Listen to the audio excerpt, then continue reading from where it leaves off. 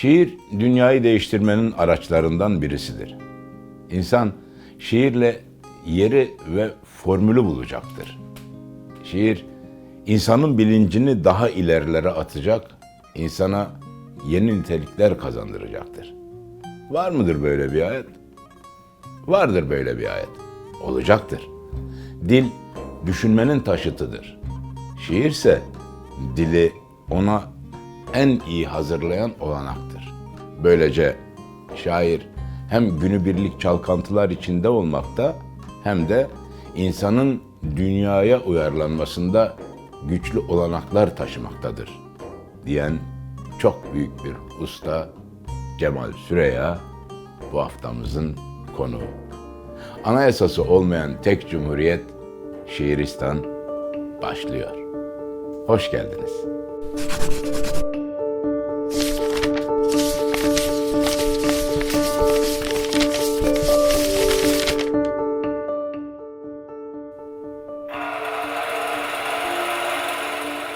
...1931 yılında Erzincan'a bağlı Plümür'de doğdum.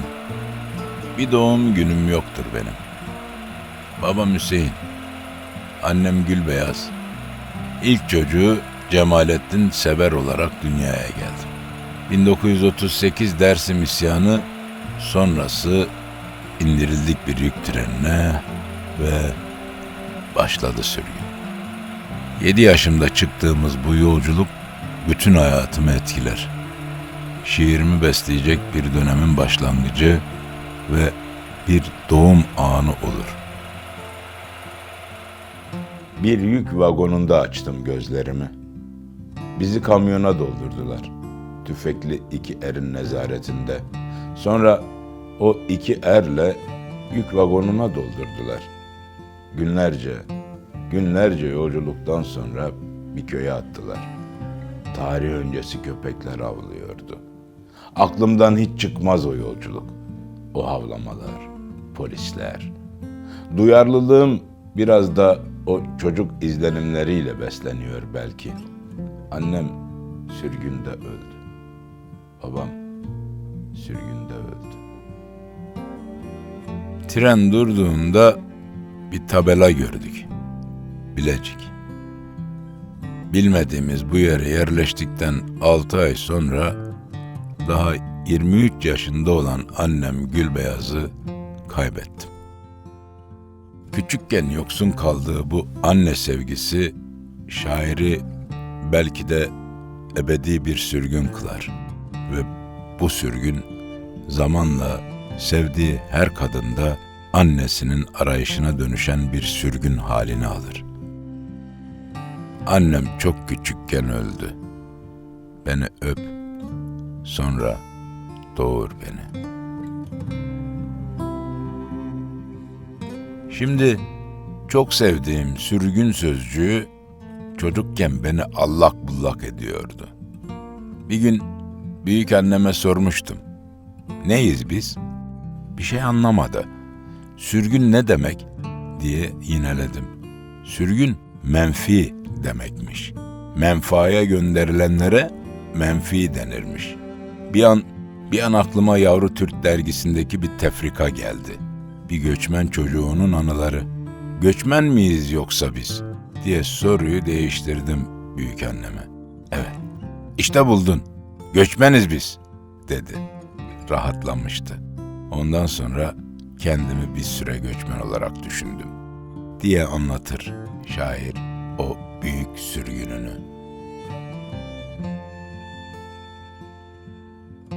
Zor günler başlar. Hem yurtsuzluk hem anasızlık. İstanbul Cihangir'de halasının yanına gönderilir Cemal Süreya. Sonra sırasıyla ailesi de gelir ardından. Ancak Bilecik'te 20 yıl ikamet şartı olduğu için 1942 yılında aile yeniden Bilecik'e gönderilir. 1944 yılında Cemal Süreya ilkokulun son sınıfındayken babası yeniden evlenmeye karar verir. Üvey anne Cemal'e ve kız kardeşlerinin hayatı zindan eder. Çocukluk yıllarında halk edebiyatı ve Alevi kültürüyle tanışmasına vesile olan annesinin sürgünlüklerinin ilk yılında ölmesi ve akabinde kendisinin ve kardeşlerinin yaşadığı üvey anne zulmünün Cemal Süreyya'nın hayatının en yıkıcı dönemi ve şair oluşunu en çok etkileyen faktörlerden birisi olduğunu söyleyebiliriz. Haydarpaşa Lisesi'nden mezun olup Ankara Üniversitesi'ne Siyasal Bilgiler Fakültesi Maliye ve İktisat bölümüne geçer, bitirir, ardından çeşitli devlet kurumlarında çalışmaya başlar. Meslek hayatı boyunca ahlak ve adalet duygusu hep siyasi görüşlerinin önüne geçmiştir.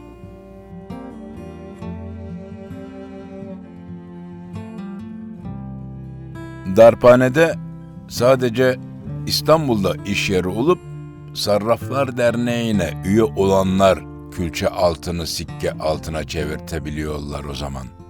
Bu işten yararlanan Happy Top'u 23 kişi. Durumu inceledim. Yurttaşın getirdiği külçelerin 1,5 kilodan aşağı olmamak kaydıyla vergi mükellefi olması ve servet beyanında bulunmasını önerdim. Sonunda bakan teftişe geldi. Kapalı olan yerleri gösterin bana. Arşivi görmek istiyorum diye kükredi. Bakan tam arabaya binerken herkesin duyabileceği bir sesle "Beyefendi, kapalı bir yer var daha ama onu size gösteremeyiz. O da bizim gönlümüz." 2 gün sonra bakanlıktan bir yazı geldi. Darphaneyi gezdim, pis buldum. Bu yazıya verdiğim yanıtın ilk maddesini bugünmüş gibi anımsıyorum. Evet, o gün darphane gerçekten pisti. Ama tarihinde ilk kez olarak ve 1-2 saat. 13 yıl sonra 1988'de 330 darphane işçisinin grevine destek için çadıra gider, işçilerin çaylarını içer ve Cemal Süreyya oradan ayrılırken aralarında konuşur işçiler. Kuyruklu yıldız gibi geçti darphaneden. Tüm zamanını edebiyata ayırmak için 25 yıllık çalışmasının ardından yüksek bir bürokrat olarak emekli olur. Üvercinka, Cemal Süreyya'nın Eskişehir'deyken tanıştığı ve 58 yıllık hayatında daima bir sır olarak kalmış, ne yüzünü gören ne adını bilen olmamıştır.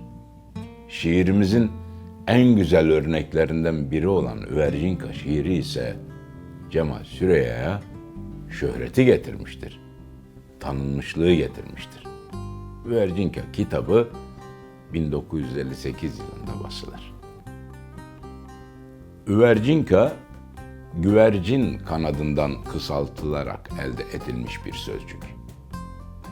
Güvercin, kanadı, baş 2 hecesi. Barışa, aşka, dayatmaya dönük bir kavram. Kitaba ad olarak seçmeme gelince bunun 2 nedeni var, diyor Cemal Süreyya. Birisi belli, günümüz şiiri ve bu arada benim şiirim. Aslında kelimeyi zorlayan bir şiir benim şiirim, diyor. O adla şiirimi özetlemiş ya da bir parça belirtmiş oluyorum. Şiirimden ufak ama anlamlı bir kesit vermiş oluyorum galiba böylece. İşin ikinci nedenine gelince son derece özel. Salt günlük yaşamma ilişkin bir şey. Üvercinka'yı bir kelimeyle özetliyorum. Şok. O kitaptaki çok şiirimde şok etkisi aradım. Sonra dile büyük bir yaslanışım var. Kusurlu şiirler biliyorum. Kusurlu olmalarını istedim, diyor Cemal Süreyya Üvercinka'yı anlatırken.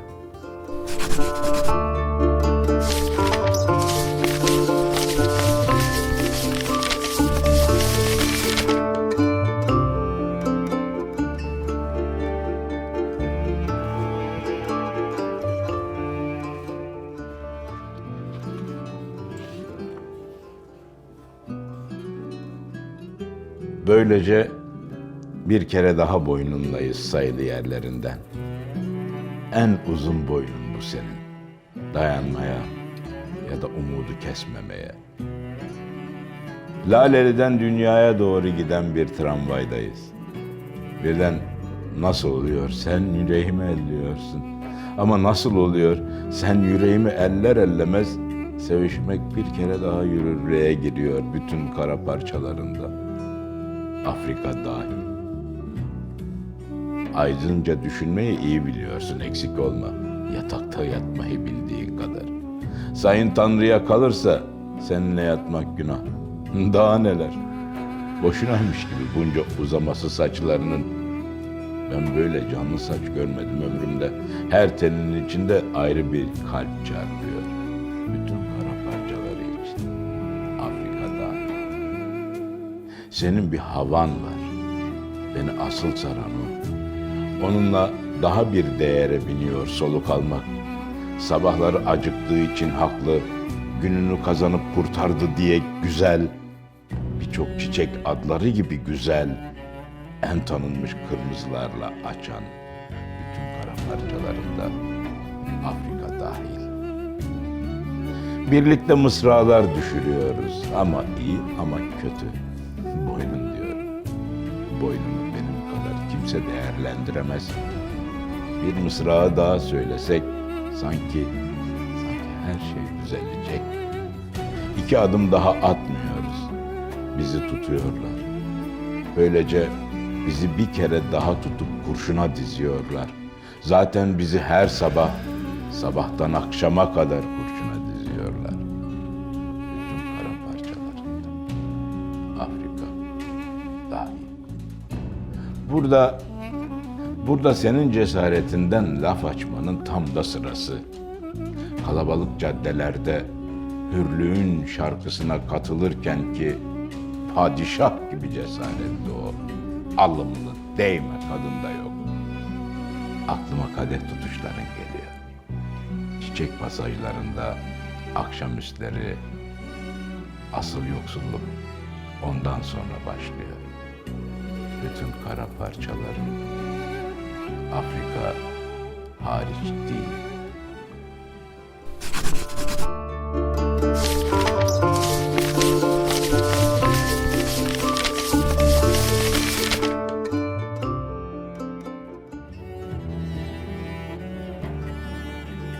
İkinci yeni bir güvercin cürnatasıdır. Ben en alçaktan uçuyorum. Avcılardan değil, arkadaşlarımdan korktuğum için. Arada bir mektuplaşırdık. Yani hiçbir zaman ortaya çıkıp şöyle yapalım, bir takım kuralım diye çabalamadık. Takım kurulduysa kendiliğinden oldu diye açıklar şair yeni akımını, ikinci yeniyi. Asıl amacı ve hedefi yazılarını yayınlayabileceği bir dergiye sahip olmaktı. Ağustos 1960'ta o efsane Papyrus'un ilk sayısı çıkar. Maddi sıkıntılarından dolayı 8 aylık aradan sonra ikinci sayı teknik sorunlar çözülmüş, yazar kadrosu zenginleşmiş olarak devam eder.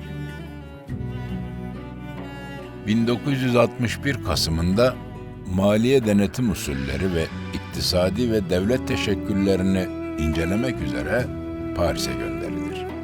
1 yıl kalır ve fırsat buldukça diğer Avrupa ülkelerini gezer. Hollanda'ya gittiğimde orada Van Gogh'un sarılarının kaynağını bulmuş ve daha çok sevmeye başlamıştım Van Gogh'un resimlerindeki sarıları. Aynı şekilde Erzurum, Sivas toprağını gördükten, Doğu Anadolu'daki yeryüzü şekillerini iyice dolaşıp içime sindirdikten sonra Aşık Veysel'in sesine daha çok tutuldum. Bilmiyorum ne haldeyim, geliyorum gündüz geceyi, gündüz gece, gündüz gece.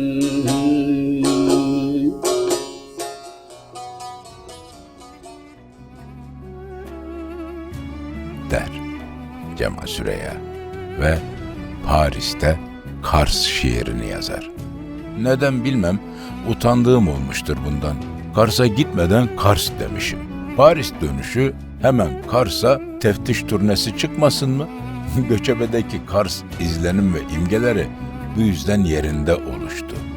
Yine de bir eksiklik olmuştur uzun süre içimde Kars şiiri için.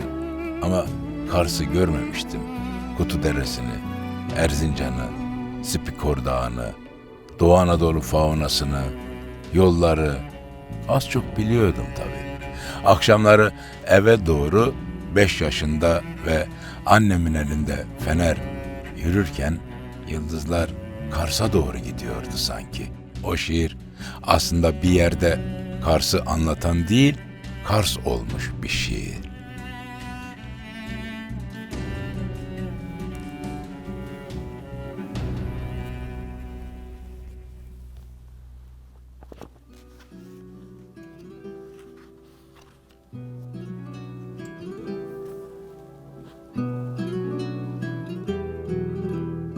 Öyle güzel ki ölürüm artık. Beyaz, uykusuz, uzakta. Kars, çocukların da Kars'ı. Ölülere yağan karda, donmuş gözlerimin arası. Sen, küçüğüm, sımsıcak. Ne derler ona? Bu kızakta boyuna türküler yakıyorsun ya. Sanki her türküden sonra hohlasan gök buğulanacak. Anla ki her durakta yok sınırlar aşkın. O iyi yüzlü Tanrı beklesin dursun bizi kurduğumuz rahat tuzakta. Nasıl olsa yine bir gün döneriz bu yollardan geri. Senin bir elinde bir mendil, öbüründe kuş sesleri.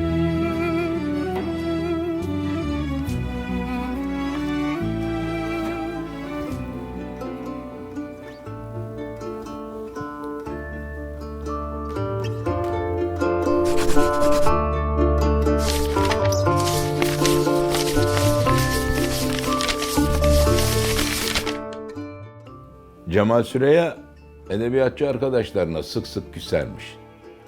Bu küslük günlerinin birinde Edip Cansever, herkesin Edip abisi tabii, Cemal Süreya'ya içki içmesini ben öğrettim deyince intikamını Edip'e şiir yazmayı ben öğrettim diye alıyor.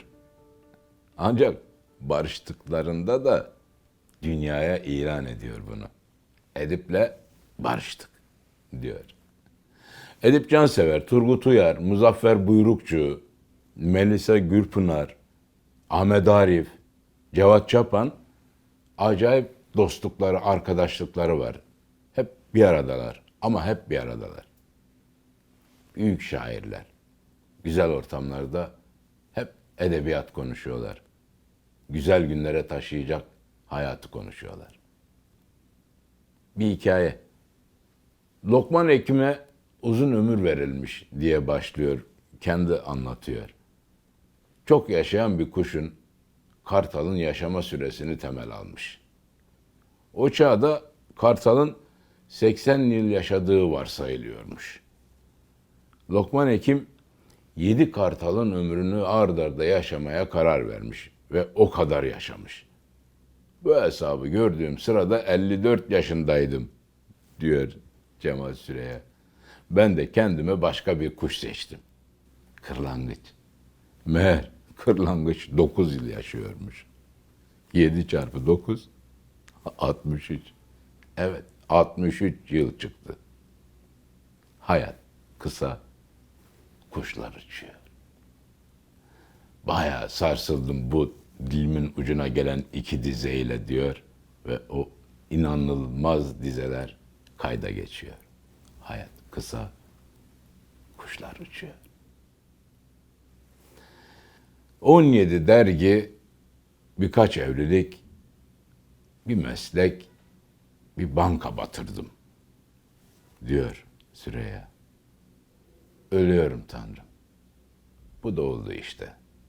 Her ölüm erken ölümdür. Biliyorum Tanrım. Ama Ayrıca aldığın şu hayat fena değildir. Üstü kalsın. Daha 59 yaşındayken 9 Ocak 1990'da hayata veda eden Cemal Süreyya'nın o derin anısına saygılarımızla. Bir başka Şiiristan'da görüşmek üzere. Hoşça kalın.